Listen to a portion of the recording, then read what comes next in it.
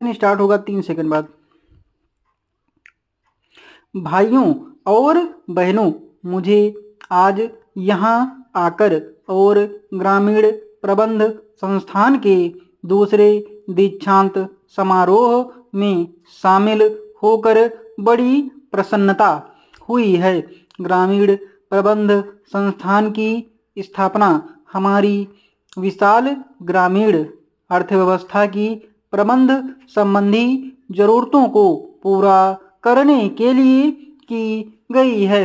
मैं इस संस्थान के प्राधिकारियों को मुबारकबाद देना चाहूँगा, जिन्होंने इस संस्थान की स्थापना के 2 वर्षों में ही अग्रणी कार्य किया है। मैं उन छात्रों को भी बधाई देना चाहूँगा जिन्होंने यहाँ सफलतापूर्वक अपनी ट्रेनिंग पूरी की है और जो अब व्यवहारिक जिंदगी में कदम रखने जा रहे हैं।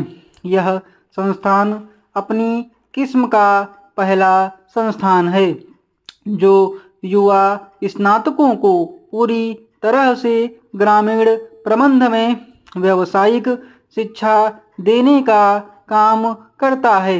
हालांकि इसकी स्थापना हाल ही में हुई थी, फिर भी इस संस्थान ने देश के विकास कार्यों में पहले ही अपना प्रमुख स्थान बना लिया है। मुझे यह जानकर बड़ी खुशी महसूस हो रही है कि यह संस्थान ग्रामीण क्षेत्र में उत्पादकों के संगठनों के प्रबंध को व्यावसायिक रूप देने की कोशिश कर रहा है। इसके लिए प्रतिभावान युवकों और युवतियों को ग्रामीण प्रबंध में ट्रेनिंग दी जाएगी, जिससे कि ऊंची योग्यता वाले नौजवान सक्रिय और कर्मठ प्रबंधकों का एक काडर बनाया जा सके। इसके लिए प्रबंध कार्य में लगे मौजूदा अधिकारियों की कार्यकुशलता को बढ़ाया जाएगा और उनके सामने जो कार्य संचालन संबंधी समस्याएं हैं उनमें रिसर्च कराई जाएगी। ग्रामीण क्षेत्र के उद्यमों को प्रबंध कार्य में प्रशिक्षित लोग उपलब्ध कराए जाने का विचार बहुत ही उत्साहजनक है।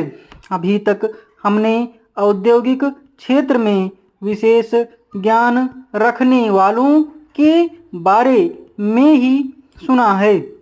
हमारी ग्रामीण अर्थव्यवस्था का देश के आर्थिक विकास में एक बहुत ही महत्वपूर्ण स्थान है।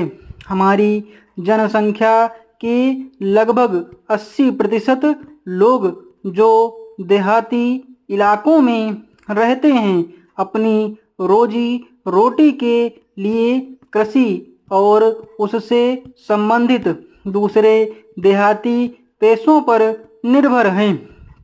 इनमें बहुत बड़ी संख्या में खेतिहर मजदूर तथा दस्तकार लोग हैं जो हमारे उपयोग की बहुत सारी चीज़ें तैयार करते हैं। इस कॉलेज ने अतीत में देश की पुकार को सुना है और उस पर सराहनीय ढंग से अमल किया है। इसके विद्यार्थियों ने देशभक्ति के ऊंचे जज्बे से स्वतंत्रता संग्राम में भाग लिया था। किसी भी शिक्षा प्रणाली के पीछे ऐसी ही भावना होनी थी। इसी प्रकार आज के हमारे शिक्षा संस्थानों में राष्ट्रीय अखंडता और मानवता की सेवा की भावना रहनी चाहिए। मैं उम्मीद करता हूँ कि गुजरात कॉलेज के विद्यार्थी जो आज़ादी की लड़ाई में हमेशा आगे रहे हैं वे राष्ट्रीय एकता और राष्ट्रीय विकास की कोशिशों में दूसरे लोगों से पीछे नहीं रहेंगे।